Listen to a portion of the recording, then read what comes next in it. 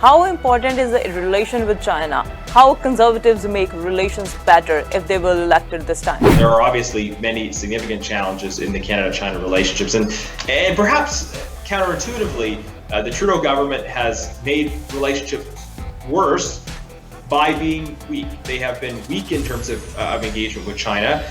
They have made unacceptable concessions. Canada is a land of immigrants. From different countries, people are coming. Immigration is another issue. No one is talking about this issue as well. People can go in there and they can look at the individual sections, what we're going to do on family reunification, what we're going to do on all these different issues.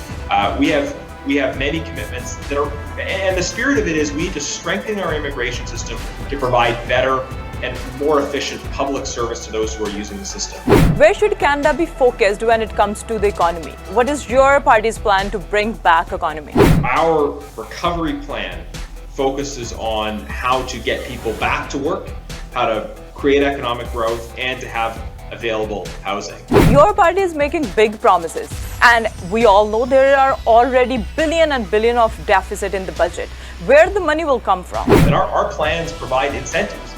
They're providing incentives around increasing density, selling federal lands, measures that really harness and engage the private sector in being part of that growth. You served as Shadow Minister for International Development and Human Rights. In this election, no party talking about these big issues. That policy includes banning products made with slave labor from coming into the Canadian market, creating an international human rights advisory body made up of communities here in Canada that can help inform our approach to international human rights, requiring the Foreign Affairs Minister to table an annual report in Parliament.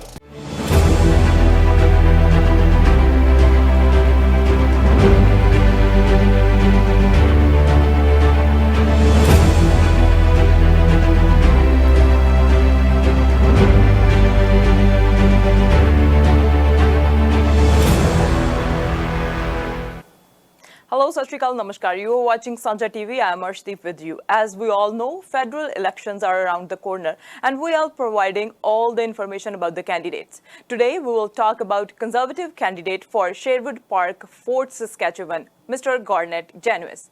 Garnett Genius is the Member of Parliament for Sherwood Park, Fort Saskatchewan in Alberta since his election in 2015. He has gained a reputation for being among the most outspoken parliamentarians, having spoken more than 100,000 words in the chamber during his first year in office, more than all three major party leaders combined. Always ready to speak, he is a tireless advocate for human rights and religious freedom, both domestically and abroad, and is a vocal proponent of Alberta's interest in Ottawa.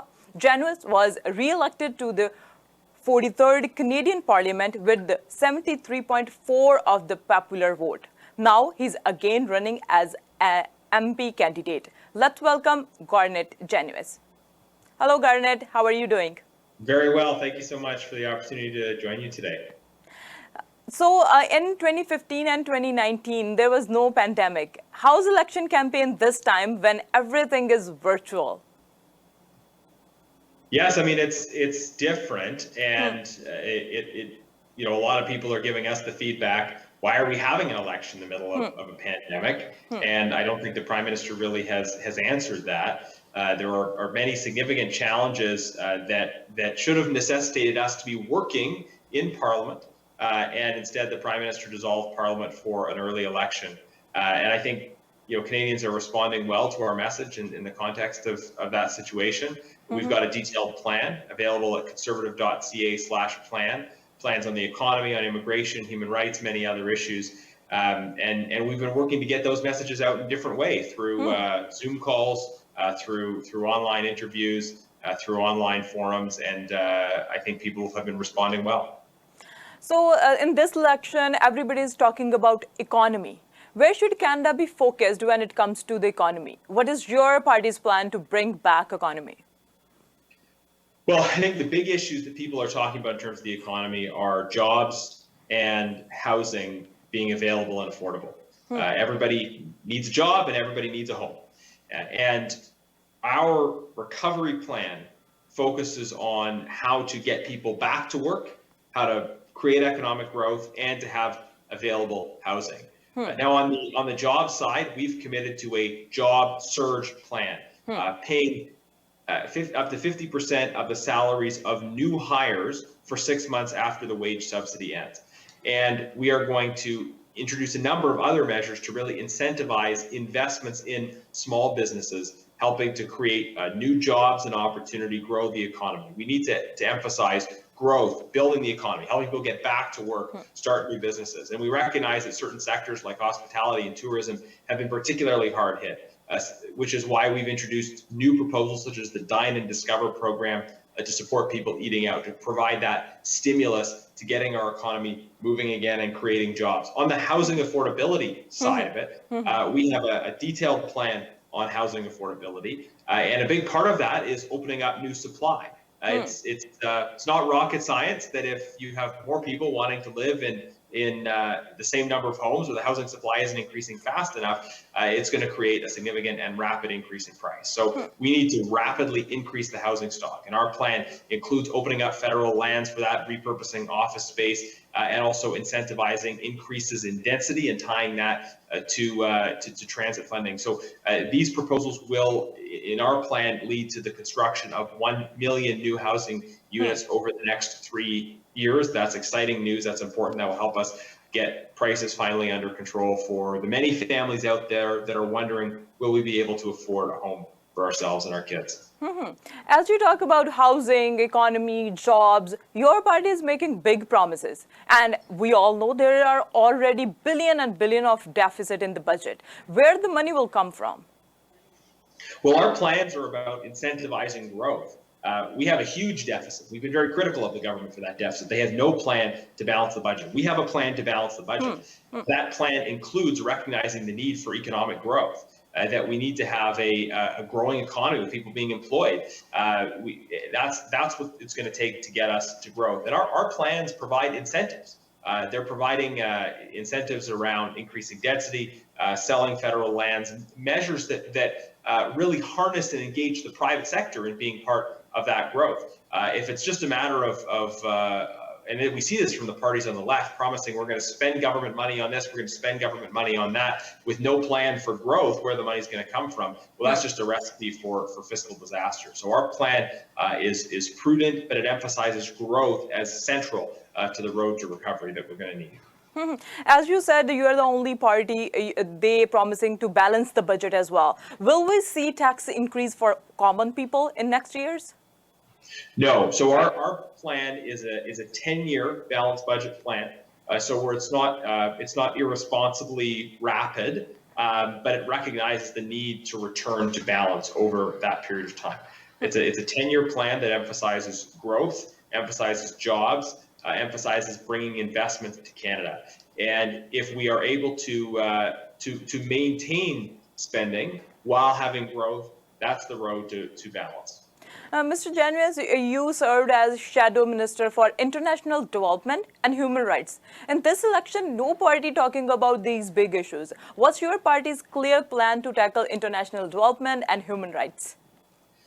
Well, there hasn't been much discussion in the sort of mainstream legacy media about these issues, but we have detailed policy on them in our platform. On international human rights, we've got a bold new human rights policy that will reposition Canada as a leader on international human rights once again. That policy includes banning products made with slave labor from coming into the Canadian market, creating an international human rights advisory body made up of communities here in Canada that can help inform our approach to international human rights, requiring the Foreign Affairs Minister to table an annual report in Parliament reflecting the work done on human rights internationally, preventing those involved in gross violations of human rights from getting waivers to come to Canada, expanding the Magnitsky Act so that more individuals can be sanctioned who are involved in gross violations of human rights, making it a criminal offense for Canadians to go abroad and commit human rights violations. These are some of the policies that we've put forward that are strengthening Canadian leadership on human rights. We can talk about individual situations, recognizing the Uyghur genocide, doing more to strengthen our refugee system, helping more people, especially from vulnerable minority communities, Sikh, Hindu, Hazara, come from Afghanistan. So we both have that broader reorientation and an attenuation to those particular cases. On international development, we have many specific commitments about how to strengthen the effectiveness of our international development policy. The one I'm most excited about is reforming direction and control. So there are regulations of the Canada Revenue Agency called direction and control, which require any development project run by a Canadian charity to be under the direction and control of that charity. Well, that makes it very hard to do international development work, because the best practice in international development is empowering local people, local communities, giving them control and autonomy in partnership with those providing funding. So we've committed to reforming direction and control. This will unlock so much more in terms of impact and potential, and it will ensure that local communities that actually understand what their needs are can be in control of development projects that they're involved in. And also, you were Shadow Minister for Canada-China relations as well. How important is the relation with China? How conservatives make relations better if they were elected this time? Well, it's very important that we get that one right, because there are obviously many significant challenges in the Canada-China relationships. And perhaps counterintuitively, the Trudeau government has made relationships worse by being weak. They have been weak in terms of engagement with China. They have made unacceptable concessions, and that has left us more vulnerable, and that has not, in fact, improved the relationship. So we would take a much more clear and principled approach, recognizing the Uyghur genocide, addressing slave labor and products, and that is a problem, obviously, coming out of China, tied to the violence against Uyghurs. And standing up for Canadians, like the two Michaels and Hussein Shalil and others who are facing arbitrary detention in China. A big issue here in Canada, vis-a-vis the Canada-China relationship, is combating foreign state-backed interference. We see other governments in this game as well, but especially the Chinese government trying to interfere in what happens in Canada, intimidate Canadians, capture elites, control the direction of discussion. So we are proposing tough new laws to combat foreign state-backed interference here in Canada. First and foremost, we need to protect Canada, protect Canadians, address the national security threat that's posed by this foreign state-backed interference. So these are issues on all fronts that we need to move on in a clear, principled way in concert with our allies. That would be our approach, not to be weak, but to be strong in defense of Canada and Canadian values. And previously, you served as Shadow Minister for Multiculturalism as well. So Canada is a land of immigrants. From different countries, people are coming. Immigration is another issue. No one is talking about this issue as well. How important is immigration for Canada and your party? Immigration is very important to us and to Canada, and we have a very detailed immigration policy. Again, I'll mention conservative.ca/plan. People can go in there and they can look at the individual sections, what we're going to do on family reunification, what we're going to do on all these different issues. We have many commitments that are, and the spirit of it is we need to strengthen our immigration system to provide better and more efficient public service to those who are using the system.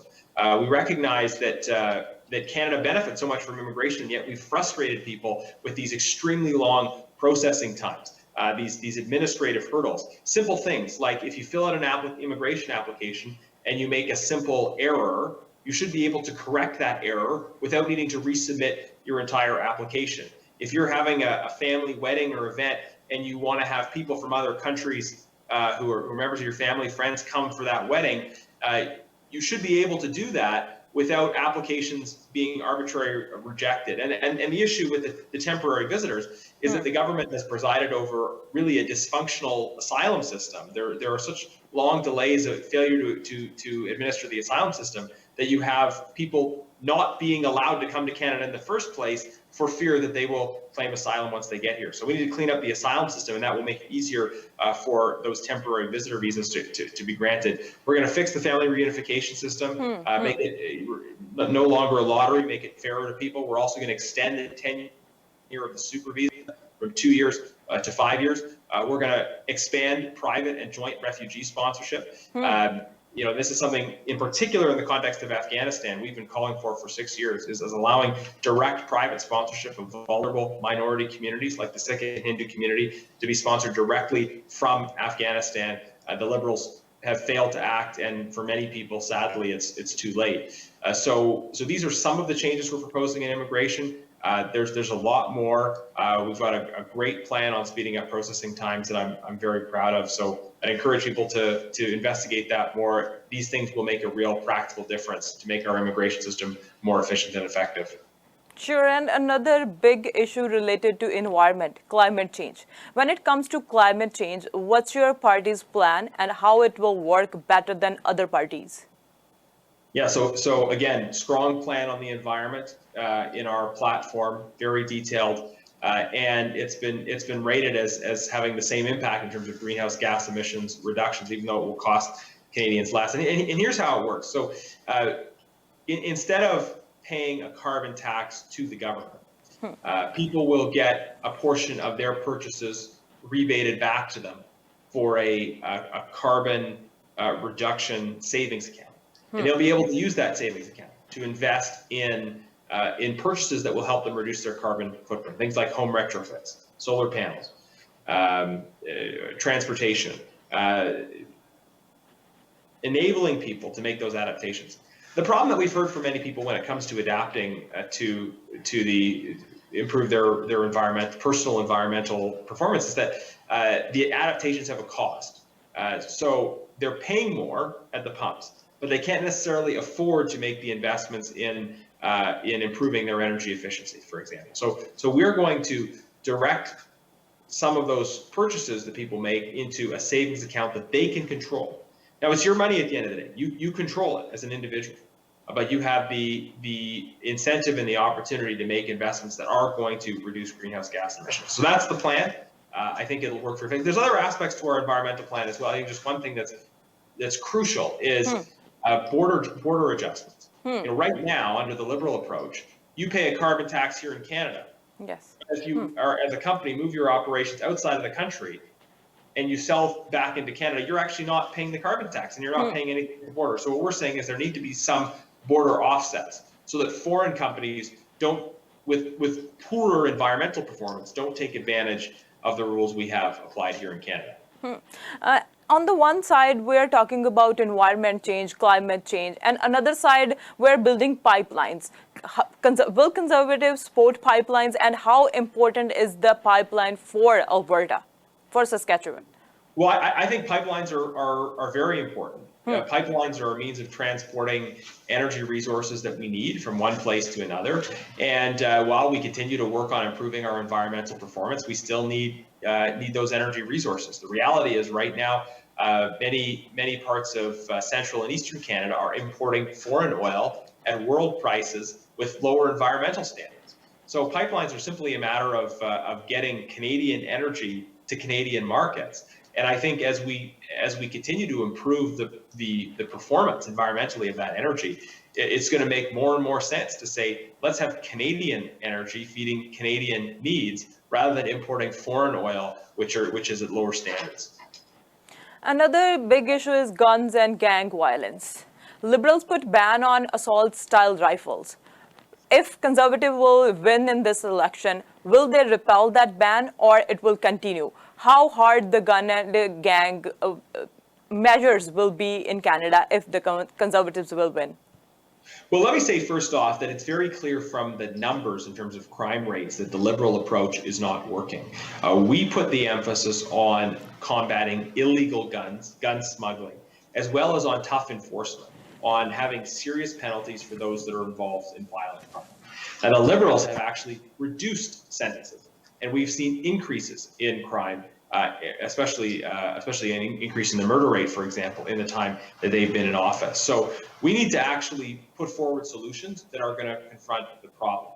When it comes to firearms classification, what we've committed to doing is doing a detailed, expert-driven review. I think all of your viewers would agree that the decisions we make around firearms classification should be based on capacity, should be based on risk. They shouldn't be just based on what a gun looks like. Of course, a gun can be manufactured to look a certain way that may still have the same capacity as a gun that looks very differently. It shouldn't be about color. It shouldn't be about look. It should be about the actual capacity and risk of the gun. And that's where the classification review that's expert driven is going to be so important. But fundamentally, we need to recognize that virtually all gun crime that happens in this country involves illegal guns smuggled guns, people that are legally not allowed to own guns who still have their hands on those guns. And so we need to tackle those issues. And I think the data shows us that tackling those issues will be what has the greatest impact on public safety.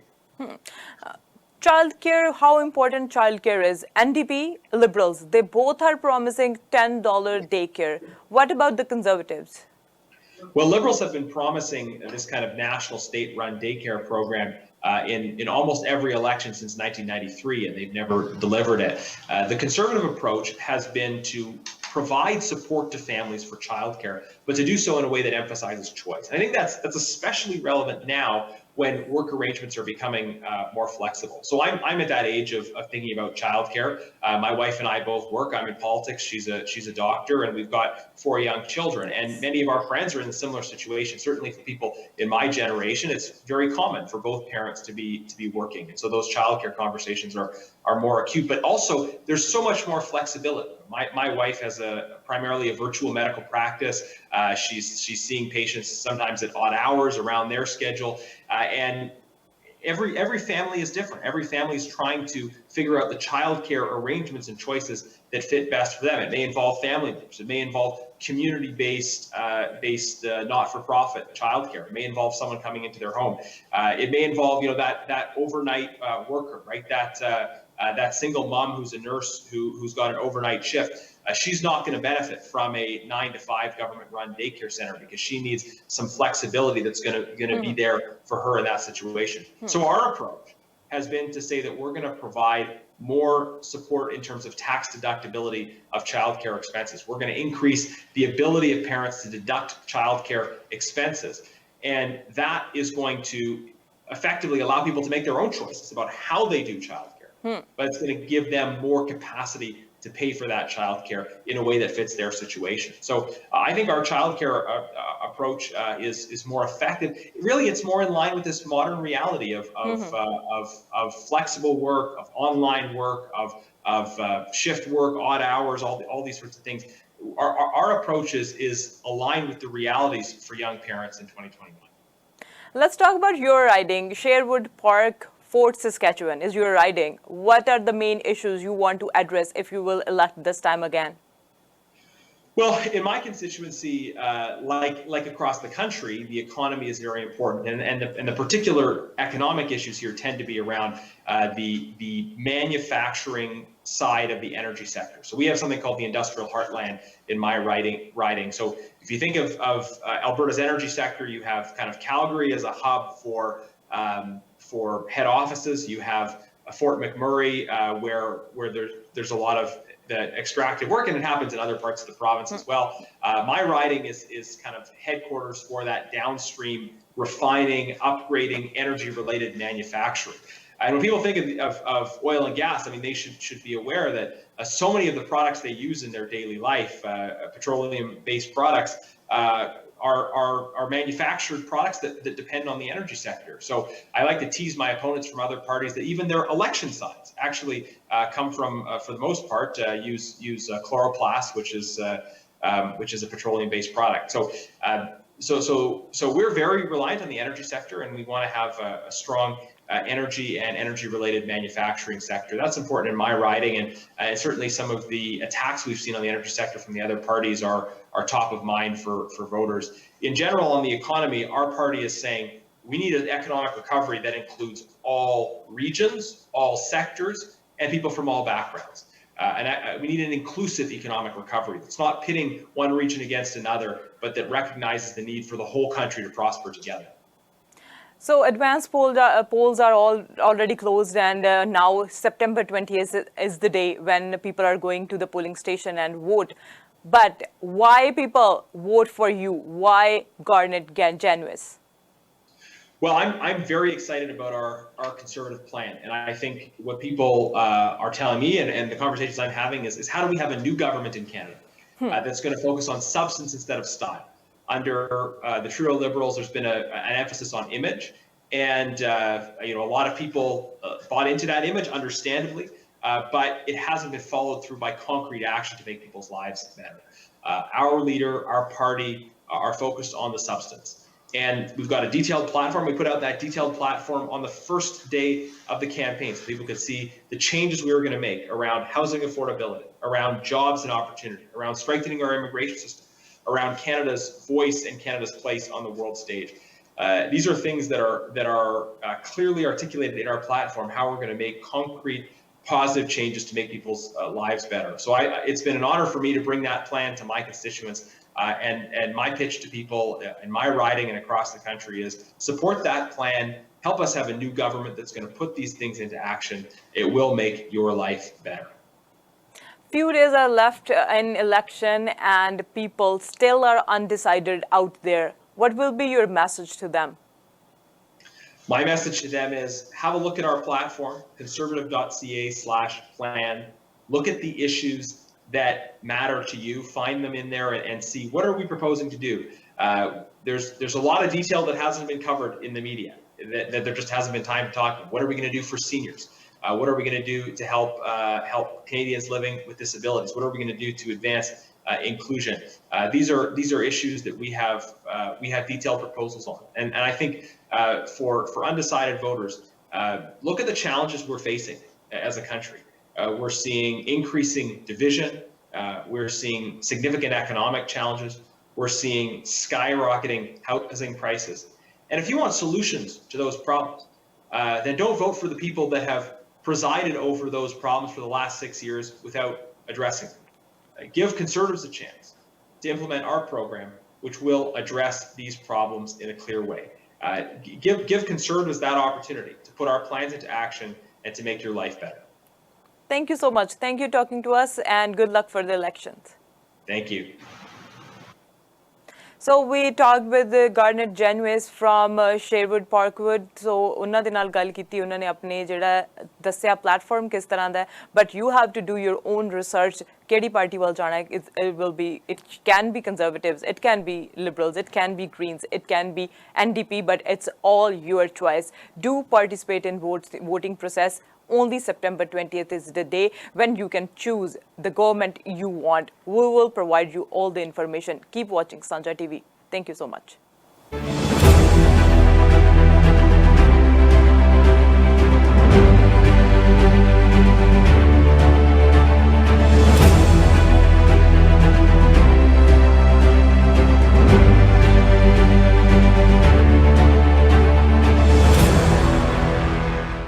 subscribe our channel and press the bell icon ताकि कोई भी नवी update तुझे बिल्कुल भी miss ना करो।